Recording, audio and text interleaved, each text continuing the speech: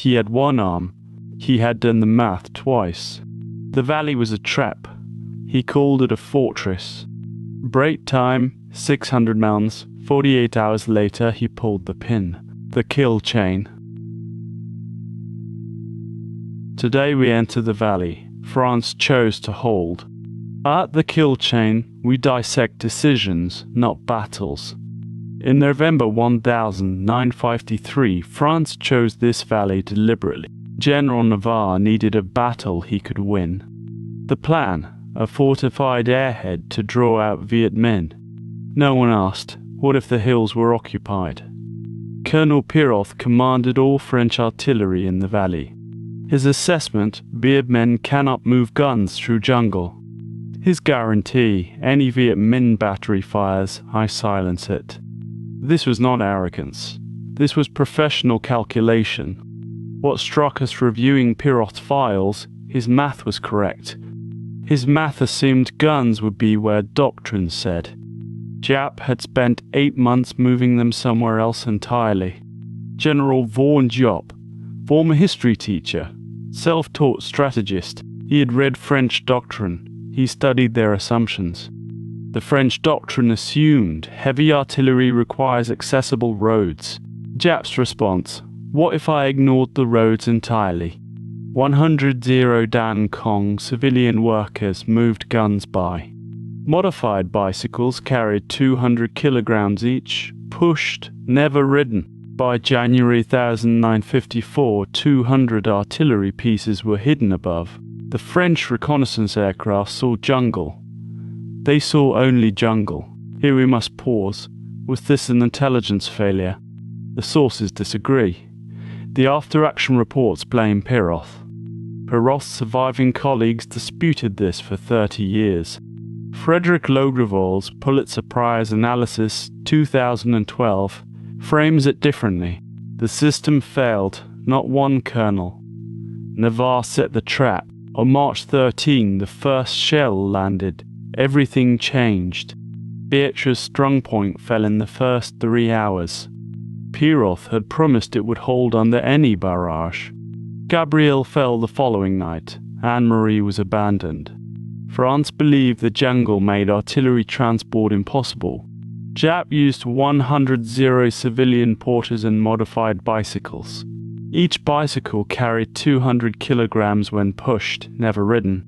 200 artillery pieces crossed terrain. French doctrine declared impassable. The decisive weapon at Dien Bien Phu was logistics. France never saw it coming. We must confront an uncomfortable truth about the battle. French intelligence saw the bicycle convoys. They dismissed them. The reasoning, bicycles cannot carry heavy artillery. Obviously, what strikes us, the intelligence was technically accurate. Standard bicycles cannot. Modified bicycles carrying disassembled howitzers can. The French assumed Giap thought the way French officers thought. He did not. Here is the question we return to. If you are Giap, with limited artillery, what is your? The hills. Too difficult for French doctrine to use. Giap needed no roads. He needed time and people. He had 8 months to build the impossible logistics chain. Now consider what was happening in Paris simultaneously. France had been fighting in Indochina for 9 years. Public support was collapsing. Navarre needed a decisive engagement. Dien Bien Phu was designed to be that decisive engagement. Martin Windrow's 2004 analysis demolishes the premise entirely. Navarre's concept assumed Giap would accept battle on French terms. Giap had never once accepted battle on anyone else's terms. The NSA declassified signals intercepts in 2006. The picture, stark. French radio communications were compromised throughout the battle. Giap knew French counter-battery fire plans before they were executed. This is the source confrontation that changes the entire narrative. Falls 1966 account frames Piroth as the failure point. The intercepts reveal the system was rigged from the start. Every French move was anticipated. Every counter-battery plan was known. Piroth could not win this duel. The game was fixed. March 15, Beatrice gone, Gabrielle gone. Piroth walks to his. He had given his word to his general. Honor required. He pulled the pin on a grenade. He managed it. The official account called it an accident. Nobody believed it. His death was the garrison's most honest moment. Now consider the perspective from Washington. The United States was watching France collapse in real time. Dulles raised the nuclear question at NSC on March 25. Operation Vulture. Use atomic weapons on Viet Minh positions. 3 separate proposals. 3 separate debates, all in 56 days. In 1954, Eisenhower had nuclear weapons positioned near Vietnam. France formally requested the United States use them. Operation Vulture. Atomic strikes on hills above Dien Bien Phu. Eisenhower refused without British support. Churchill refused to give it. The atomic option was abandoned. France fell 56 days later. That decision shaped Southeast Asia for 30 years. But we are ahead. Return to the valley. Mid-April. De Castries commanded from a bunker called the Tomb.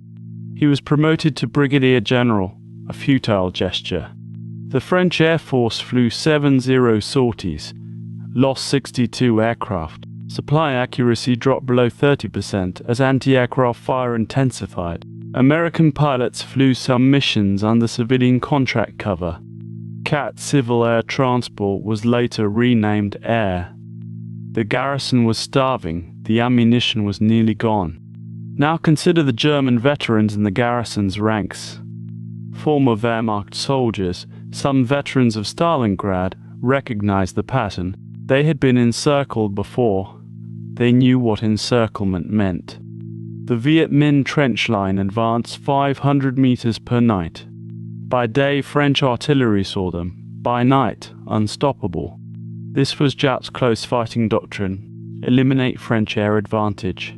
Trenches touching French lines meant aircraft could not distinguish positions. Eliane's strongpoints changed hands 11 times in April alone. The tactical lesson: attritional siege plus intelligence advantage equals outcome.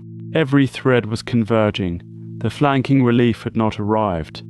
The reserves were committed. The order to hold came anyway. May 1, 1954, 6 days from the end. Eliane positions were the last defensible terrain before headquarters. Giap concentrated 49-0 troops against fewer than 4-0 defenders. The final assault began at 3:00 a.m. on May 7. The French artillery fired its last rounds at 10:00 a.m. By noon, Viet Minh were inside the command perimeter. De Castries picked up his radio for the final time.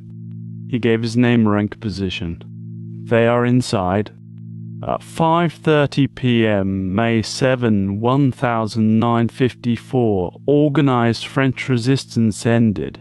721 French prisoners. Only 290 would return home alive. Now consider what the documents do not tell us. The surviving records of Piroth's final hours are incomplete. We know what colleagues said. We cannot know his thoughts. His colleagues reported he had not slept in 3 days.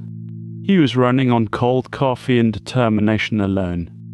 French Army HQ Indochina after-action report is unambiguous. The artillery defense concept was flawed from initial planning. Piroth inherited a conceptual failure. He made it personal. Our editorial judgment, the guarantee was his professional death warrant. His death was the garrison's most honest accounting. The battle ended at 5:30 p.m. on May 7, 1954. The Geneva Accords were signed 10 weeks later. Vietnam divided. The 17th parallel was supposed to be temporary. 21 years. American military planners drew their own lessons. Most were wrong. The lesson they drew: avoid sieges. Use mobility and firepower. Giap's lesson, patience plus intelligence plus people beats firepower. 10 years later, both lessons met again at Ia Drang. Consider this. Giap later confirmed patience was always the strategy. He was willing to lose 10 Vietnamese for every Frenchman. He had told his commanders this before the battle began. France would not accept those ratios. Giap knew it. This is the doctrine moment that conventional history often misses. Dien Bien Phu became required study at West Point, Sandhurst. What they teach, logistics, intelligence, terrain selection. What they quietly omit, democratic patience, is the real variable. Giap's achievement was not genius alone. He read the calendar. The final assault was timed to the Geneva Conference opening. Maximum military leverage applied to maximum diplomatic moment. The battle was always about the peace table. Giap knew. France signed the Geneva Accords 47 days after surrender. 100 years of French colonial presence in Indochina ended. The first time a non-European force defeated a Western army. The psychological impact on anti-colonial movements worldwide was immediate. Algeria began its own war of independence 5 months later. Here's what conventional history gets wrong about this battle. It is not French incompetence. It is French assumptions. And assumptions, as Piroth discovered, are never free. The doctrine change was immediate. France redesigned its military posture. This disaster led directly to rewriting French counterinsurgency doctrine. Full breakdown pinned in the comments.